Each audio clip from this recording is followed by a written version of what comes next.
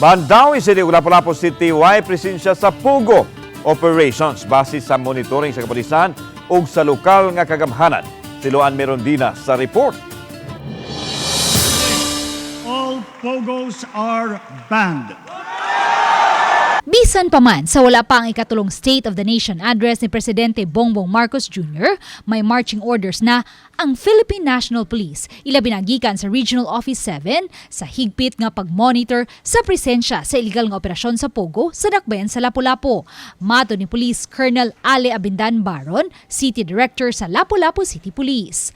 Matod niya, base sa ilang monitoring, why illegal POGO operations sa Lapu-Lapu City. Nang wala tay confirm nga operations diri sa nga naa gyud existing ang POGO diri sa Lapu-Lapu, pero wala lang po namo i-discount ang possibility kay sa ato manggong nahibawan kay usually ang kaniginong POGO is murag guerrilla type ang operations karon, so dili gyud ingong walay specific nga area pwede sila mo balin-balin na kuan, so dili na mo i-discount siguro ang posibilidad din nga naa gyud, but so far sa base sa among monitoring wala pa man. Kahinumduman, Setyembre 9, 2019, gironda sa mga sakop sa CIDG-7 ang usa ka online gaming operation nga miokupar sa 12 ka andana sa usa ka pribadong establishmento sa Barangay Mactan.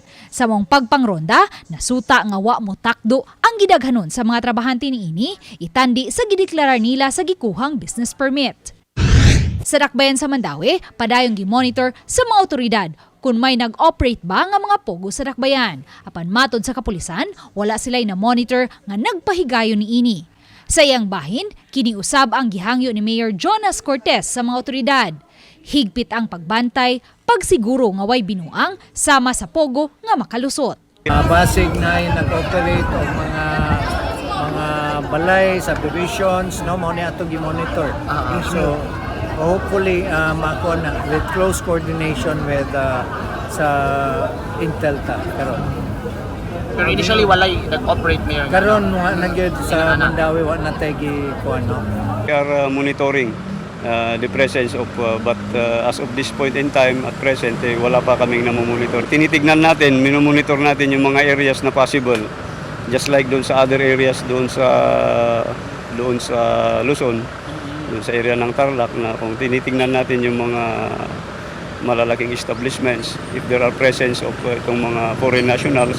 Uban ni Marlon Melgazo, Luan Merondina, Balitang Bisdak.